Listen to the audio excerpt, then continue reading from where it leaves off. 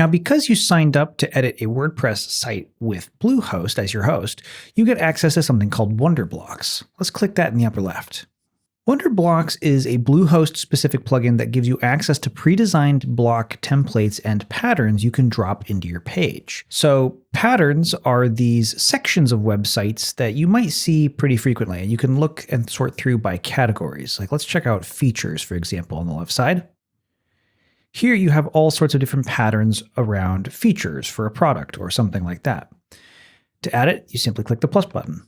And now we've added this section to our page that's already pre-designed and ready to go. You just edit it like any other element.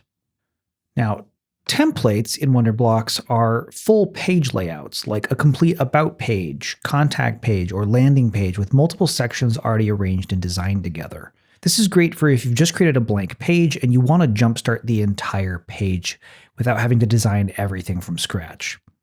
The simple way to think about it is templates are whole pages and patterns are pieces of a page.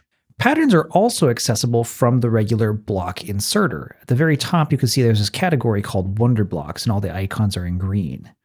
So for example, we could look at pricing table patterns, and that'll pull up this menu again, where you can simply click to add your pattern.